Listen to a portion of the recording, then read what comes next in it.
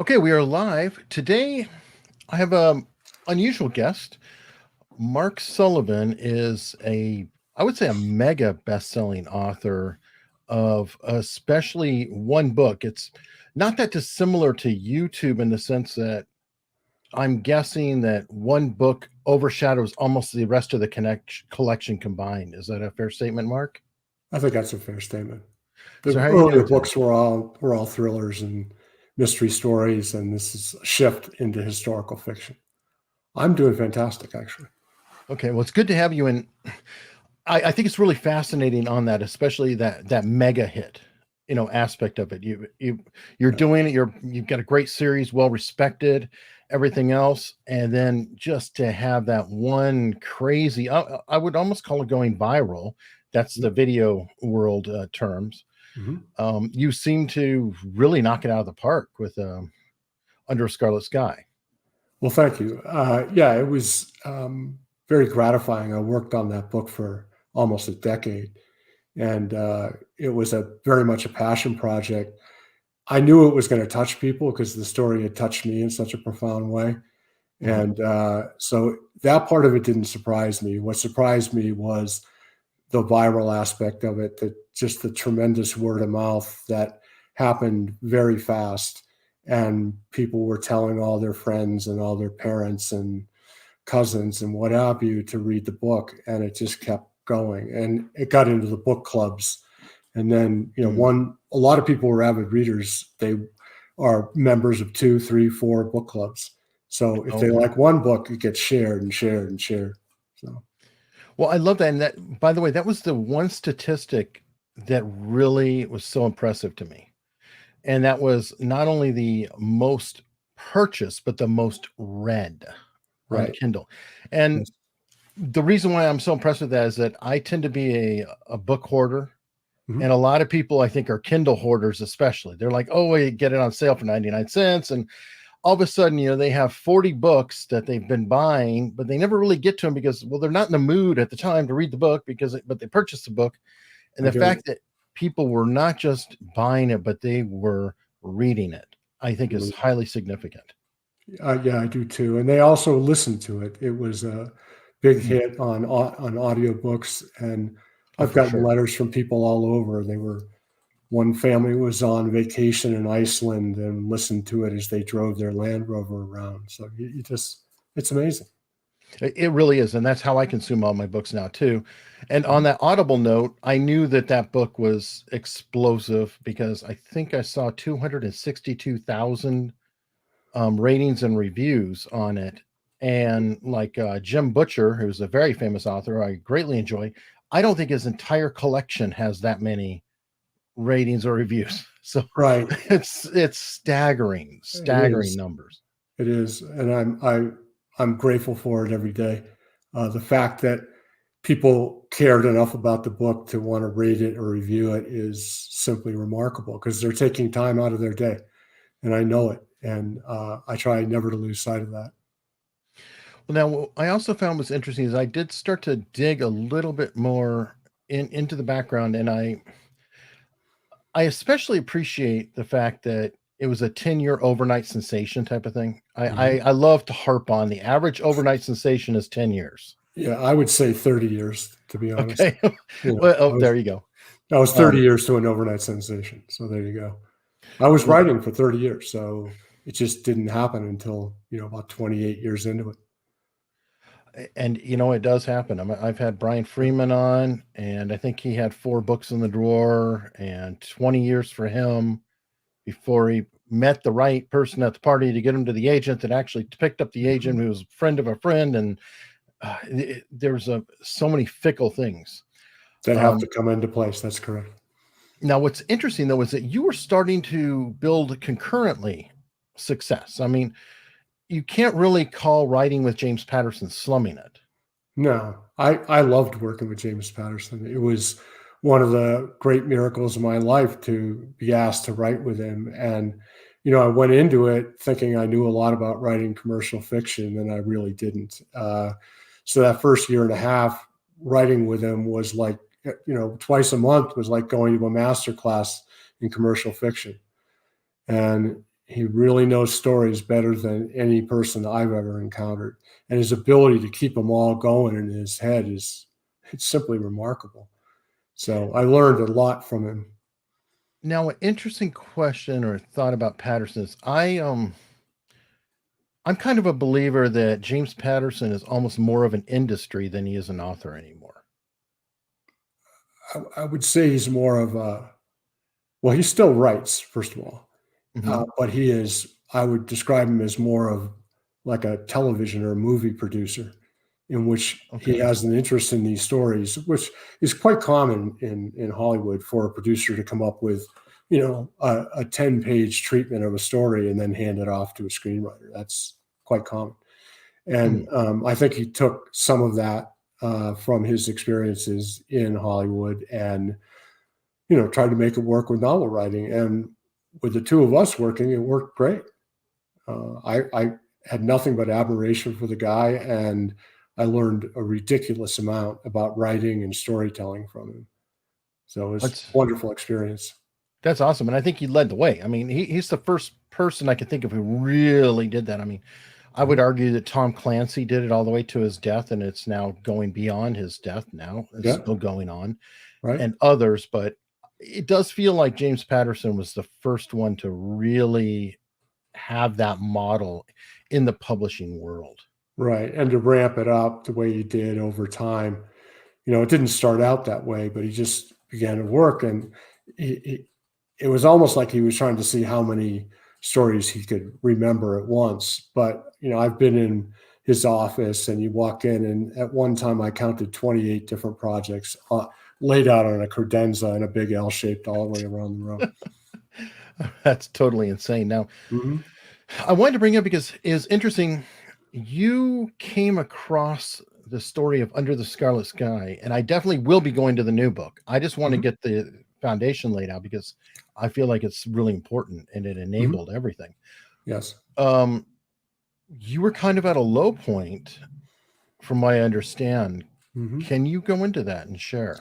I was in February of 2006 on a Saturday. I had the worst moment of my life. I was driving on a snowy highway, going to Costco of all places, and my mind was whirling with three big thoughts. My little brother, who had drunk himself to death shortly before, a book that I had published that tanked in the United States, and this long lingering business dispute that took us to the point of personal bankruptcy. And as I was driving, I realized I was worth more dead than alive. And I considered driving into a bridge abutment, middle of a snowstorm. No one would suspect suicide. And I didn't do it. I saw my wife and kids, distinctly in my mind. But I got to the Costco parking lot as just torn up as I've ever been in my life. And I put my head on the steering wheel, and I begged the universe and God for a story, something to give me purpose and meaning. And I go into Costco, and I do my thing, and I go home, and my wife is not feeling well. And she says, you have to go to dinner at our friends, the Robinsons, tonight. And I said, I'm not going to any dinner. Now, she has no idea of the crisis that I'm in. And she says, you have to. We've canceled on them 3 times. Go. If you're not feeling it, after an hour, excuse yourself and come home. So I go, and 20 minutes into this dinner party, a perfect stranger starts telling me the story of Pino Lella, this 17-year-old kid who led Jews escaping Nazi-occupied Italy over the Alps into Switzerland during the winter of 43, 44, and then through a series of remarkable circumstances becomes a spy inside the German high command. And I'm like, excuse me? We said, we would have heard this story. It's amazing. And a person who told it to me said, well, he's alive. And I go, how old is he? And 78, about to be 79. So I go home with a little bit of a spring in my step. My wife asks what's going on. And I say, I think I'm going to take the last of our money and go to Italy and chase a 60-year-old war story. And my wife, being my wife, she said, well, of course you are. And I called up, tracked down Pino Lella's phone number in Italy. He speaks fluent Italian and French and English. So I was lucky in that respect. And I said I wanted to come to Italy to talk with him and maybe write a book about him. And he said, well, why would you want to do that? And I said, because you're a hero. And he's like, no, I'm no hero. I'm more of a coward. And by then, all my storytelling instincts are going up, that there's something to this. This is much more than a straightforward hero story. And 6 weeks later, I go get off the plane in Milan. There's this big strapping guy. He takes me out to this little deux chevaux Citroën, and gets in it. It's like a VW Bug, and he proceeds to drive the thing like a Ferrari through the streets of Italy. And it was the most brilliant driving I've ever seen. And of course, this becomes very important in the book, So anyway, I spent 3 weeks with him, and listening to his story about the last 2 years of World War II profoundly affected me. What he had gone through at 17 made my own issue seem smaller and smaller and smaller. And his philosophy about tragedy and grief and life itself really unlocked something in me and changed me in a very deep way. And I left Italy, vowing to tell the story to as many people as I could. And I just didn't think it was going to take me a decade to work on it. But I believe that everything happens in its time. Mm-hmm. And I don't think it could have happened earlier. I wasn't that kind of writer. I had to become a different kind of writer to tell that story. And what was interesting is that after the book came out and it became a big hit, and it's been translated into 37 languages, and it's going to be made into a 7-part, limited series with Tom Holland, and those things were all amazing. Wow. But the things that really rewards me are these letters I get, and quite often from people who are either deeply depressed or suicidal when they pick the book up, and it changes them. It changes their whole perspective on things. And that's been the most fulfilling thing that's ever happened to me as a writer. So when in the wake of the publication of of Beneath the Scarlet Sky, a lot of people were telling me, you'll never find another story like this. And I was like, I don't know. I don't think I went through what I went through to learn and teach myself how to write historical fiction, not to do it again. And sure enough, very quickly, I was getting letters, emails from people saying, tell this story, do this. You're the right person to bring my grandmother's story to life, or what have you. And a lot of them were really good, but I figured out quite quickly that I had to have a filter. What was I looking for, right? And when I went back and thought about Beneath the Scarlet Sky and why it touched so many people, I realized that the story itself was inherently moving, inspiring, healing, potentially transformative to readers. And those 4 words became my 5 words, actually, potentially. Those 5 words became my filter. And I was looking for something that met that standard. And it wasn't until November of 2017, about 5 or 6 months after Beneath had been published, and I was doing a presentation about Pinolella in front of all people, the Noontime Rotary in Bozeman, Montana, my hometown where I live. And after my presentation, this retired dentist comes up to me and says, do you know the Martell family? And I said, you mean like the construction people? Because they own this big construction company here in Bozeman and work all over the Northern Rockies. And I said, I know of them, but I don't know them. And he said, the entire time I was reading Beneath the Scarlet Sky, I just couldn't help but think of the Martells and what they went through to get to America. And I said, all right. And he said, you really need to hear this story. It's remarkable. And I went, okay. So 2 days later, I have the address of Bill Martell, and I plug it into my nav, and it's like 2 miles from my house. And I follow the directions, and it tells me to take a left into this older neighborhood. Mm-hmm. And I'm driving, and I feel this odd sensation, and I get to the driveway, Bill's driveway, and I get out, and it hits me. I can't be 250 yards from the dinner party where I heard Pinolella's story. And so I go to the door saying, oh, please let this be good, and I knock on the door, and Bill invites me in, and within 10 minutes, I'm sitting forward, and within an hour, I know I'm telling it because it meets all the criteria. It's moving, it's inspiring, it's healing, it's transformative. And that's the story I wanted to tell. So I started researching. I went, and the story basically is about this young family of refugees who, in a Conestoga wagon pulled by 2 horses, try to outrun the Soviet Red Army while under the protection of Nazi SS officers who participated in the Holocaust. Yeah, That's okay, and that's definitely, yeah, I want to start digging into all of yeah. that because there is so much meat to this story, to Mhm, this time, mhm. to these to the perspectives, because I feel like it's all about a lot of choices Yes, that people have to make, and none of them are good. And none correct. of them, it'd be really easy to judge people for making choices, Right, and we spend a lot of time now judging people. right, I mean, a whole lot of time. right. And I shared this with a friend of mine that he would probably enjoy too, because we're always talking about how conflicted we are in trying to understand what people will do or not do. Right. And I wanted to dig into it a little bit. And can you tell me about the ethnic Germans Sure. in Ukraine and how they came about? Hmm. 'Cause I'd love to talk about that period without, spoiling all of the book.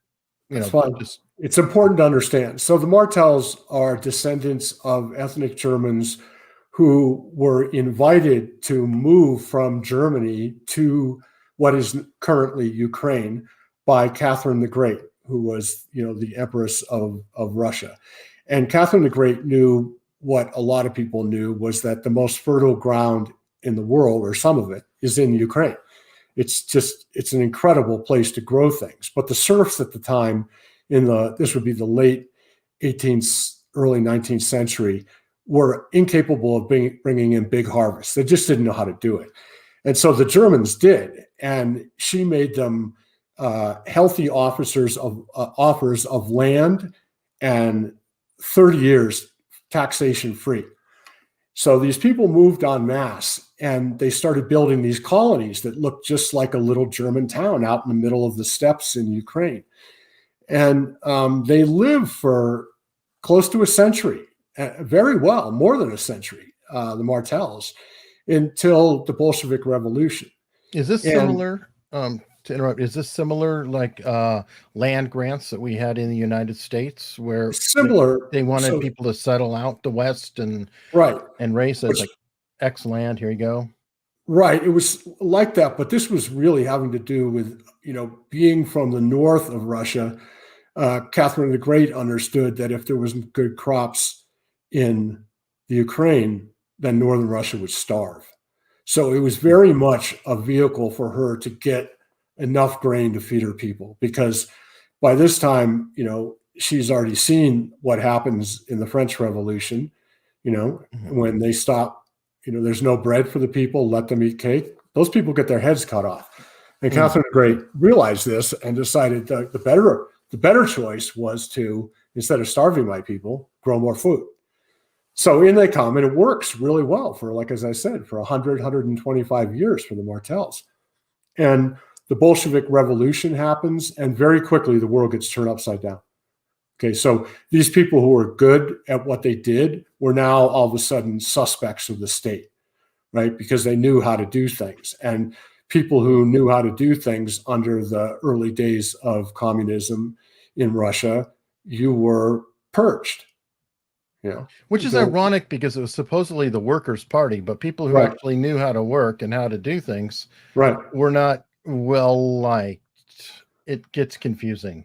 Yeah, it got confusing. They were called kulaks, and they were usually people of, not very high social status, but they were very good at what they did. They were tradesmen, they were carpenters, they were farmers, they were, what have you.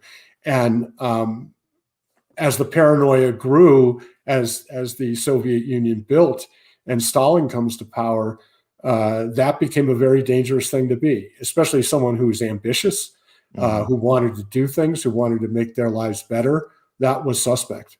It got Adeline's father, who was a highly competent farmer, used to bring in big harvests, and he was sent to Siberia and never heard of again. Emil Martel's father, was also sent to the mines of Siberia and returned, but he was a broken man. So it was very real in their minds what Stalinism and what the Soviet Union represented. And that leads into a little Emil. One of the significant things was, I couldn't help but, Chinese communism, same basic thing. There's an old saying of the tallest poppy gets cut first. And your character, well, the person of Emil, because it's fiction based on truth, but made it a point of never drawing any attention to himself, keeping a low profile, working only hard enough to get by and not get into trouble, but not too hard or be too industrious. That's correct. He learns the lessons well, which is to keep your head down, don't get noticed, don't have any ambition, try to feed your family. The family is what's important. And this actually carries through for much of the story. And all the way until later in the book. I don't want to give a lot of things away, but just when you think they're going to make it, they're going to make it to freedom, because their 100% plan was they're running with the Nazis that they despise, because they know that the Soviets will either kill them or send them to Siberia. And their idea is at some point when they get far enough west, they're going to make a break for the Western Allied lines, figuring they'd be able to get a chance at freedom. And they almost get there, they almost get there, and Mr. Martel gets grabbed and sent to a Soviet prison camp, which is stunning. And this is some of the elements that I think are so, it's a gut-wrenching book in a lot of ways. I can't read it and not just be troubled all over the place. Right. You had mentioned the Nazis, though they were running with them, but there was a little period of time where essentially the Bolsheviks came in, they threw them all off the land, threw some in Siberia, starved them. Right. And if I recall, more people died under Stalin than even Hitler. So, it's like a competition. Who could kill more people? Oh, yeah, that's true. But in Ukraine, Stalin starved 4 million people to death. Stalin killed close to 20 million total. That's true. And much of it was in purges post-war.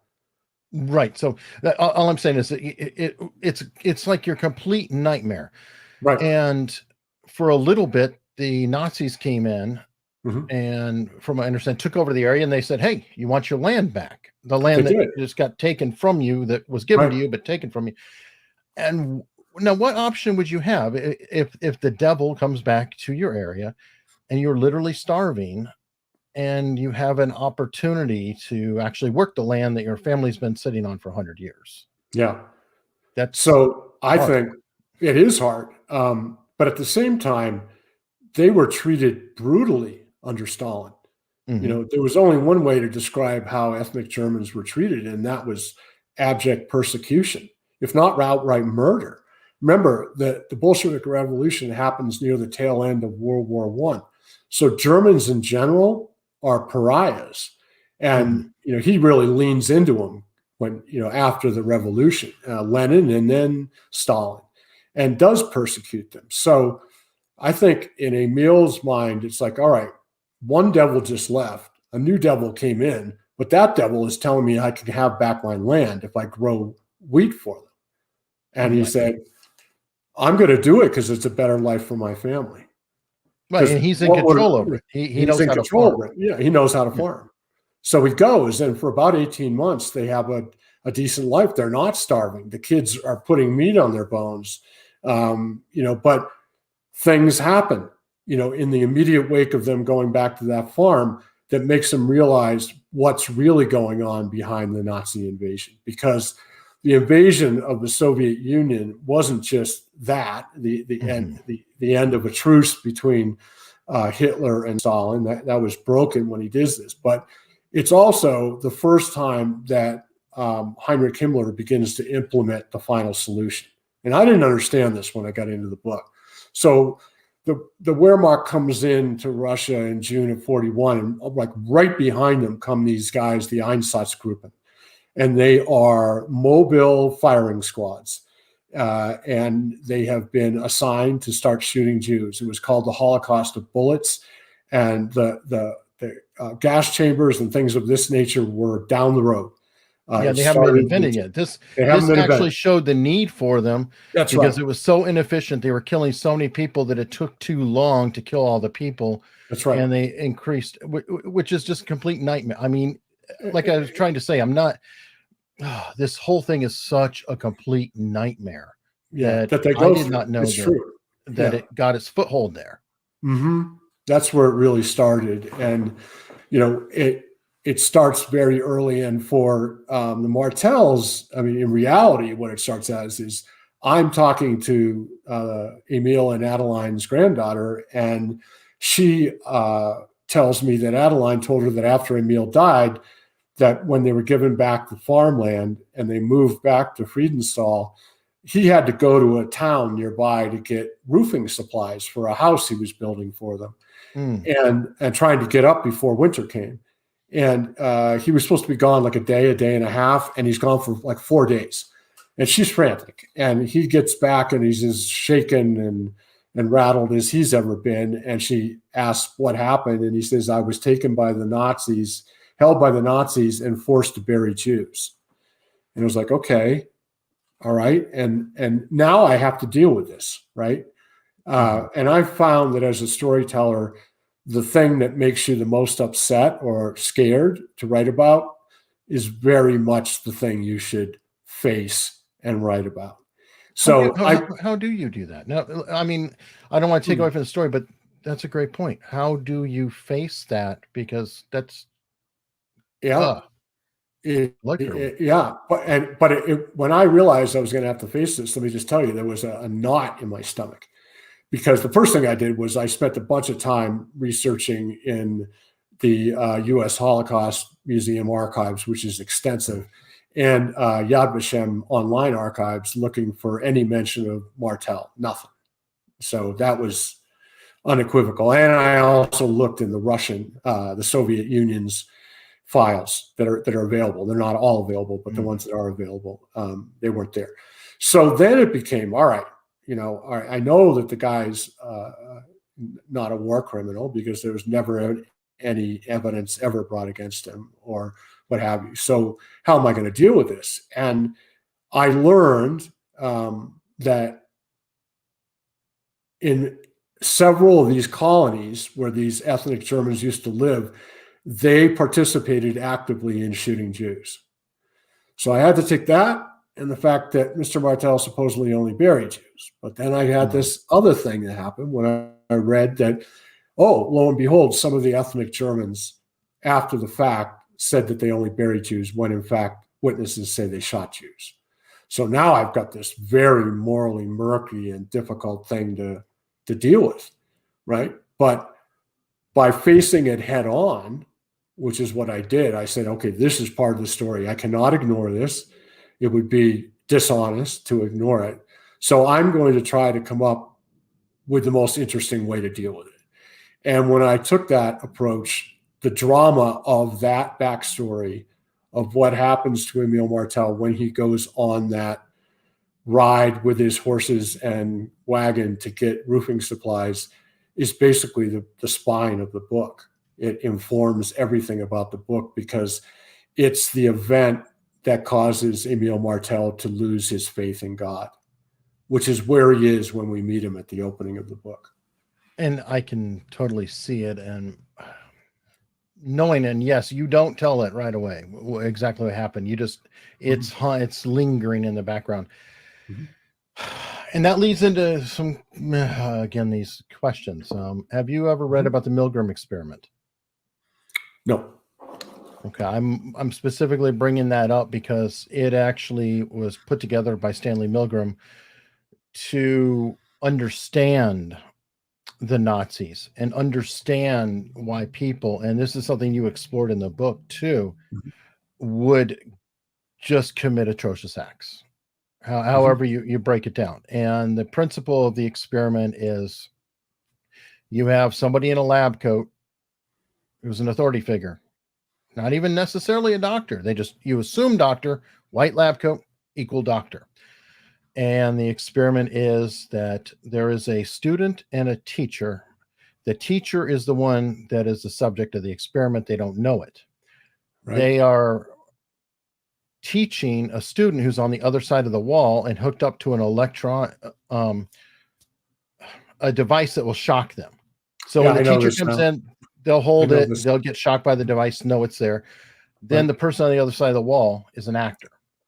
Right. And they will ask a question, student gets it wrong, and they keep shocking, and about 60% would go to a high enough voltage level to kill the person on the other side of the wall. And that was showing the authority aspect of it. Sure. Now, you explored, I guess, the reframing aspect of how somebody could be driven to do it, in the sense that it's going to happen anyway. Uh-huh. If I don't do it, it'll get done to me. Uh-huh. And then to just reframe them as somehow being less than, I hate to say human or whatever, to Uh-huh. accomplish it. Is this something that you studied and read about, or is that a conclusion you came to as you did the thought exercise? I've read about people who have gone in and participated. There was some testimony that was given in the trials against the Einsatzgruppen, where they talked about the collaboration of ethnic Germans in the Holocaust in Ukraine. And I read that, and you could just see that these people, they would argue that they would have, exactly like you said, they'll be shot if they don't. Interestingly enough, after the war, when several of the SS tried to use that as the defense, their defense attorneys went and looked for any case where someone had been shot for refusing to shoot a Jew, and they found none. So that's interesting, right? And I found that out while I was doing research, and I thought a lot about it. But a lot of this is me imagining the scene or knowing enough about the scene. This took place in a town called Dubasari, which I've been to and seen, the layout of the land. And in that town, around the time that, like right on top of the time where Emil Martel did go looking for roofing supplies, the Nazis killed 17,000 Jews in Dubasari and from the area, and had some ethnic Germans help them. That's true. That's a part of history. And that's the one that took 2 or 3 days to do. Yeah. And they were complaining about how long it would take. And how long it would take. Spawned the nightmares to follow. Scenario. Right. And, but I'll tell you, writing those scenes were some of the worst things I've ever had to do, because what I was trying to provoke in those scenes is this response. I wanted to read the reader to say, what would I do? What would I have done? How would I have handled it? And to me, that's, when books start becoming transformative, because it forces the reader to face things that they may not want to face, or they may not have ever considered before. And to me, that's the fascinating thing about historical fiction, is that if you look hard enough, you can find these themes and questions or situations where these kinds of questions, what would I have done, surface naturally in the reader's mind. And so I'm looking for that, because I want people to struggle with this as Emil struggles with it, right? Half the book or 3/4 of the book is, it's about a ton of things, but the minor thread is this sort of spiritual brawl going on inside Emil Martel's soul, where he's trying to come to grips with what happened and trying to understand it at a time where he's lost his faith in God.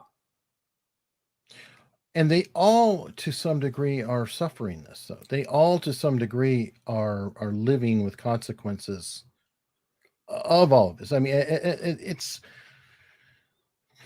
I probably said earlier, but it's haunting.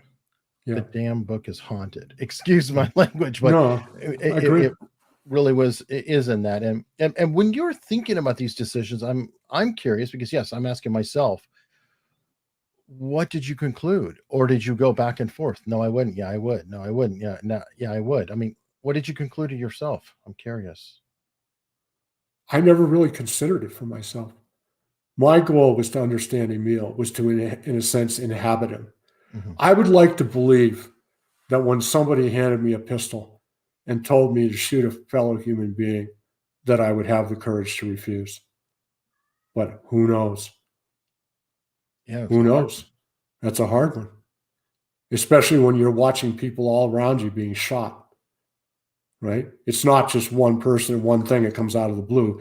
You're visually seeing row after row after row of people being shot right in front of you. And I don't know. I mean, me thinking about that right now starts to get me upset. And as well, I should. That's payback. Right? I've been reading the book. Yeah, well, there you go. I'm not trying to take it lightly. It's very upsetting, and that's why in places, but it's also incredibly life affirming in others. And sure, I hope that people come away from the book having seen ultimately what 4 people can endure and overcome by relying on the power of love and dogged faith in the dreams they hold in their hearts. Because that's really what happens in that book. This ordeal is extraordinary. It's a crucible like I'd never, encountered before. And they come out of this crucible good people and ultimately triumphant people. From where they start to where they end is so improbable that it could only happen to someone who came to America. It's the only place in the world that kind of transformation would occur in the course of the same generation. Yeah, I can definitely see that. Yeah. And that actually brings up other elements. Like, I mean, one of the biggest monsters in the book was Major, formerly Captain Houseman. Mm-hmm. And even a real person, by the way. Right. Well, oh yeah. Mm-hmm. And never sentenced though. Mm-mm. No, never. He participated. He was part of the Einsatzgruppen, and he was a captain in it. He participated in atrocities all across the Ukraine and deeper into the Soviet Union. Near the end of when Stalin had counterattacked and won at Stalingrad, and then pushed the Germans back along the Dnieper River, he was reassigned and told to protect the 120,000 ethnic Germans who were living in parts of Ukraine at that time. And turns out they were under direct orders from Heinrich Himmler to do so, because Himmler believed that these ethnic Germans who had lived in isolation on these colonies, they were the last pure Aryan blood on earth. And he wanted it protected, and he wanted it brought back to Germany. Which is the Martells have no idea about this when it starts, but they're forced to encounter it. And again, when I found this out, I was like, all right, how do I handle this? Well, you handle it by facing it. You don't ignore it, you face it. And so they figured this out. And they figure out that not only are they being protected, but when they get to Poland, this place Lodz, Poland, which is the Ellis Island of the Third Reich, they are deloused in these big stations and then given new clothes and then given quarters to live in. Well, the new clothes are from Jews who have been taken off to Auschwitz, and the quarters used to be the quarters of Jews who were living in the ghettos of Lodz, Poland, and who were evacuated literally 2 weeks before these ethnic Germans start showing up. Which, by the way, I gotta visit that for a minute, because it is a high point, impactful scene, but the delousing chambers obviously were a reflection of a different kind of chamber that came later. Only these were to promote health in the Right. people by getting rid of a virus versus the other chamber, which gets rid of people. And I'm sure the parallel was obvious to in your mind as you're Of writing course this it was. out and torturing your reader. But that was incredibly impactful and powerful for that to happen. And then for them to walk out and say, wow, these clothes are kind of nice. I can't believe it. Yeah. And then to come to realize that again, is such a nightmare because they're benefiting off of pure abject evil and suffering. They are. And it's a very morally complicated ocean that they're forced to swim across and to deal with. Because again, when I got interested in them and I was struck by this was that, you read stories about soldiers in war, about politicians in war, spies in war. I wrote a story about a guide, a kid who becomes a witness to history. Mhm. But what about the people who are just trying to get out of the way, right? Mhm. And then I found out that something like 65 million people were displaced during the course of World War II.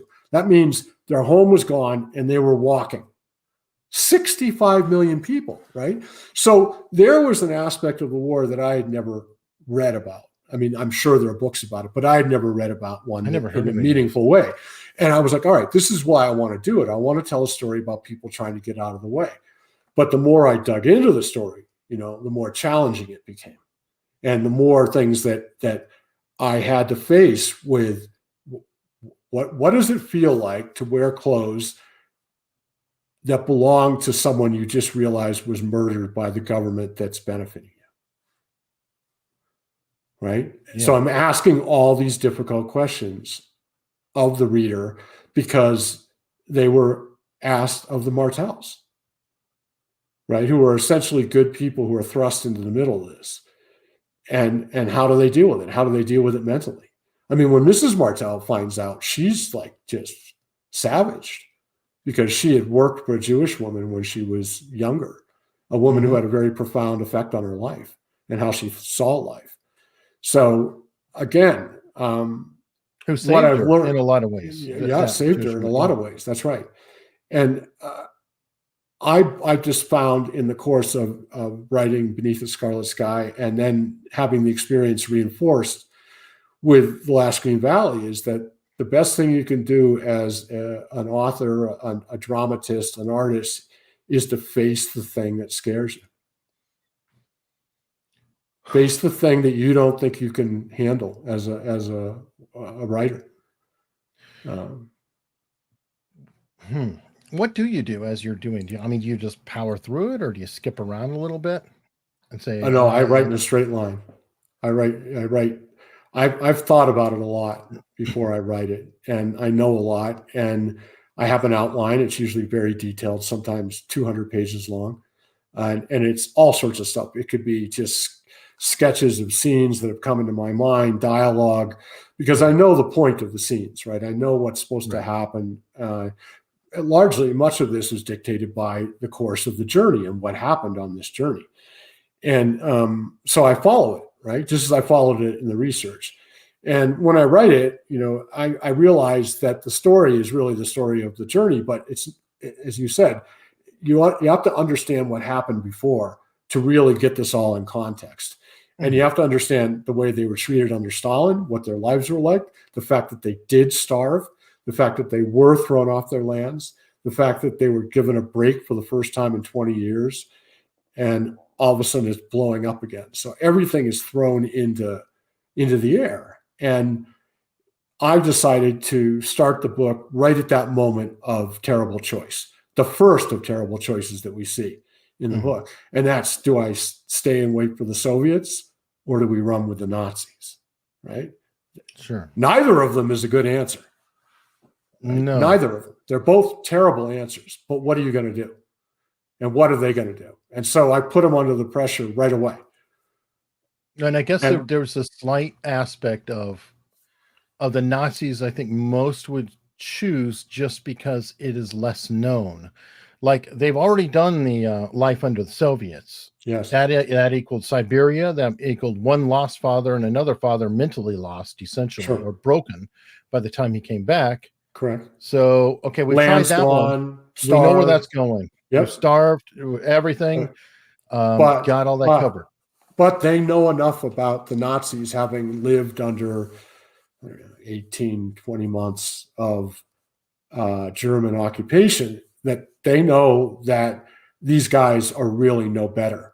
The only difference is they've promised to treat them well and to protect them.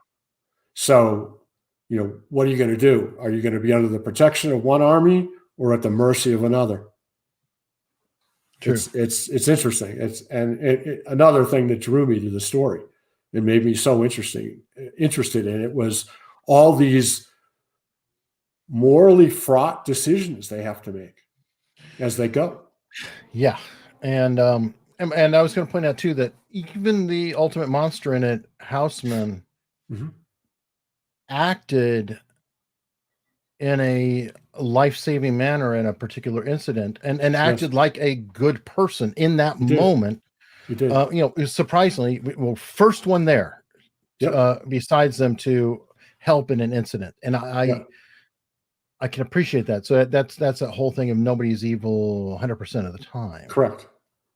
And because you got to remember is that I used to be a reporter. I did a lot of crime reporting, investigative things. And what you find is you could talk to the most stone cold serial killer, and I've talked to a couple of them, and in their mind, they're good people. Nobody's 100%. A villain in their own story. Nobody's a villain in their own mind. But no one is all one way either, right? Not everybody is an out and out sadist. In fact, I would argue that out and out sadists are rare to the point of being pathologically something wrong with their brain, versus ordinary people being shoved into positions of power and the power over life and death. Boy, that creates a very different cat, right? It's a very different person. It's a whole different set of circumstances. And yet I think that even within those people, there exists some humanity.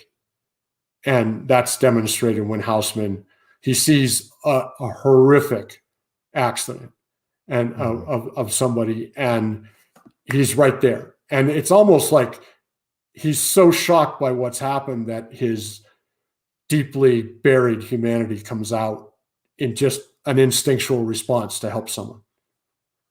But, someone also pointed out to me that, that the real valuable possession or the object of desire in Houseman at that point is the blood flowing in the veins of all these ethnic Germans. Sure. So if this person bleeds to death, no blood. Yeah, right. Sure. No German blood. But it's more about facing and the humanity that comes out in him. And then to have the reader realize. A Jew. We'll say it that way. It was not a Jew. Because he would not have jumped to help on that. Probably not. So, it was an ethnic German. But until that point, he's been largely just a cold son of a bitch.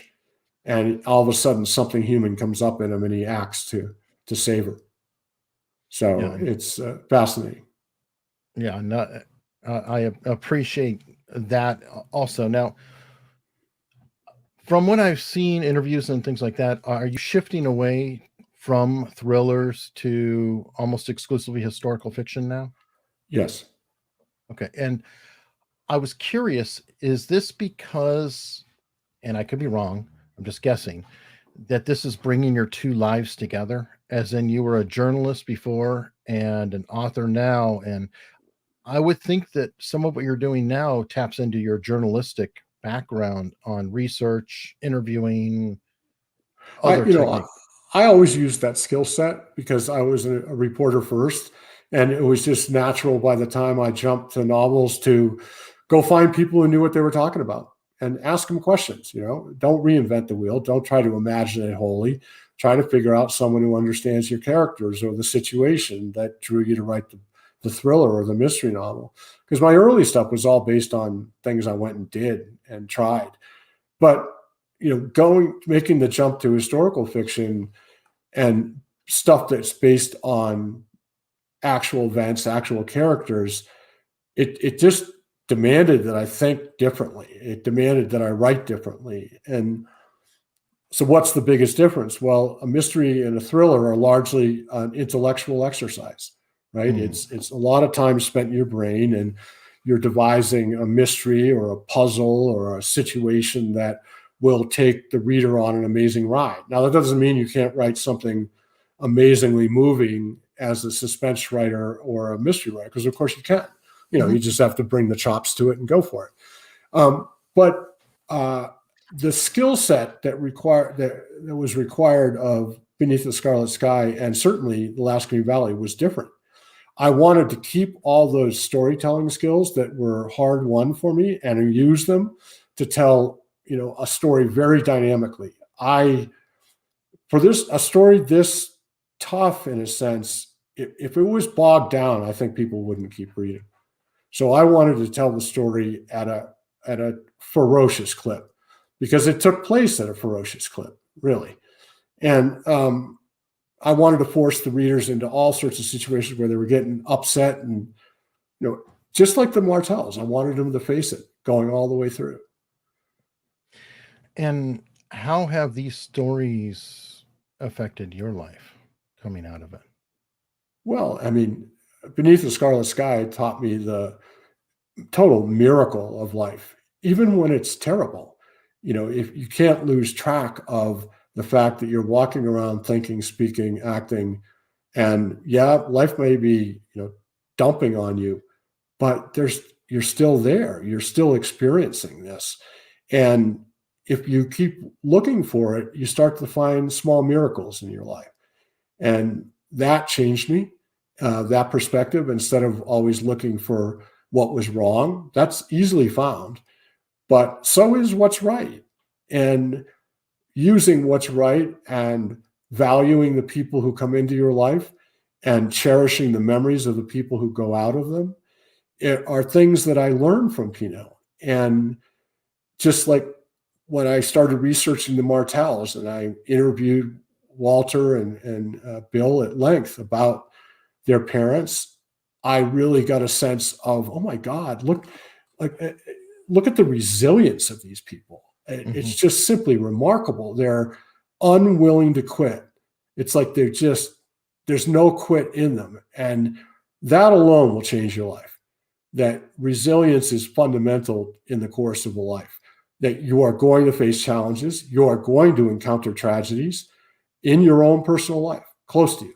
You will know people that will break your heart, and you will have situations that will break your heart. But ultimately, it's the meaning we give those situations, how we use them to propel ourselves forward and be resilient, that is really life-changing. And it was reinforced certainly by the Martells. I've never met people who've gone through what they went through, and to finally stand and triumph was just, it was powerful for me. And I know, my oldest son is also a novelist. I'll give a plug for him, Connor Sullivan. He's got his first book coming out in July. Nice.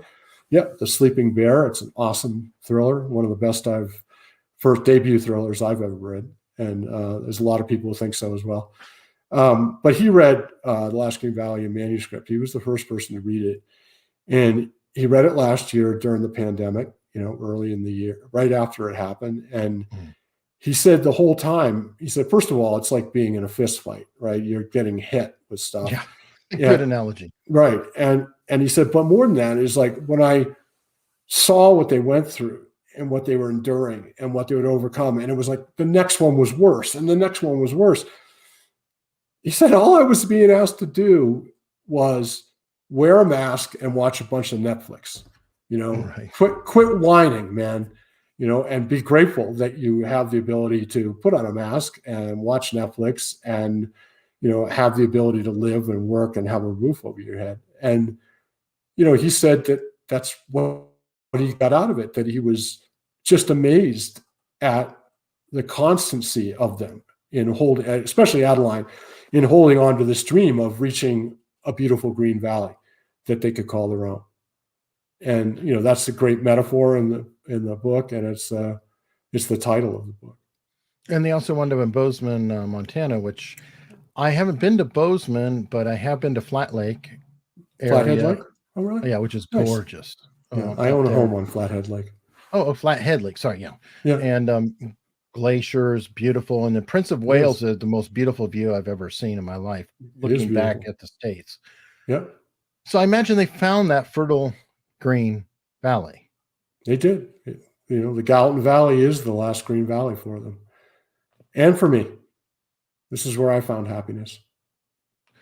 And that is a perfect note to wrap it up on. I'm really, really impressed with the book. It is a amazing journey.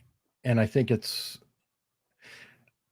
good for beating you down to maybe let you see joy around you, like, oh, I guess that's not so bad, or oh, isn't that Right. neat, or Right. oh, I have dinner tonight, because that's a big part of it too, is Yeah. oh, look how much food I'm eating. Geez, I'm a glutton. There's Yep. so much food everywhere, so bountiful.